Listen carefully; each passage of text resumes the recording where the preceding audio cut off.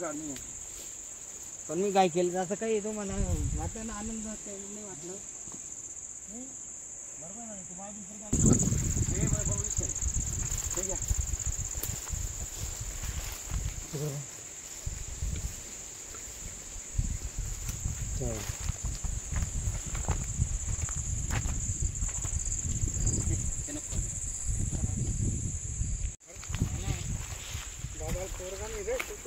दादा दत्तक लिहिले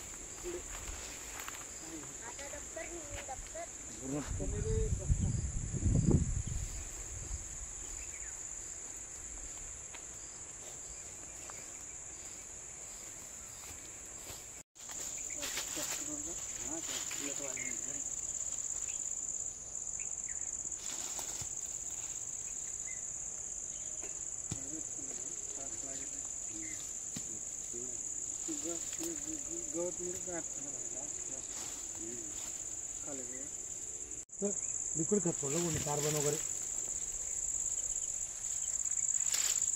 हे सगळं मला आहे ना सगळं मोकळं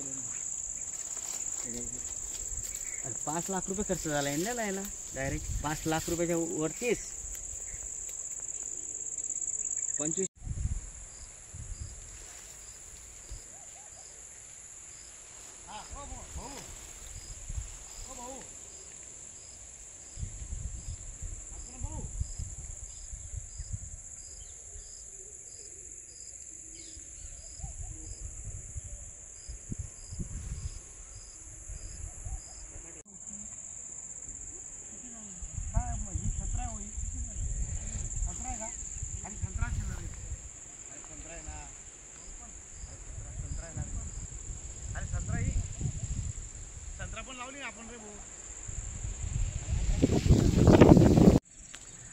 जळगाव जिल्ह्यामध्ये पाचोरा तालुक्यामध्ये आता आमचं हे नुकसान झालेलं आहे। मोसंबीच्या फळबाग जे आहे ती गळतीचं प्रमाण यावर्षी जो पाऊस आणि उन्हाळा याच्यामध्ये जो गॅप पडलेला हवामान बदलचा परिणाम हा शेतकऱ्याला भोगावा लागत आहे। फळबाग शेतकरी यावेळेला पूर्णतः त्यांचं पूर्ण नाजूक झालेली आहे आणि ते पूर्ण ते तोडण्यात आलेला आमचा घास होता तो निघून गेलेला आहे। आज आम्हाला इतकी वाईट परिस्थिती आलेली आहे की माझ्या शेतामध्ये जवळपास लाखोने उत्पन्न येणार होतं 10 ते 15 लाख रुपये उत्पन्न यायला पाहिजे परंतु या शेतामध्ये फक्त 1,90,000 रुपयाचं उत्पन्न आलेलं आहे आणि 1,20,000 ह्याच वर्षी खर्च केला आहे। मी मागच्या 4 वर्षाचा मी जो खर्च केला तो पकडलाच नाही अजून 5व्या वर्षातून मी उत्पन्न पकडतो।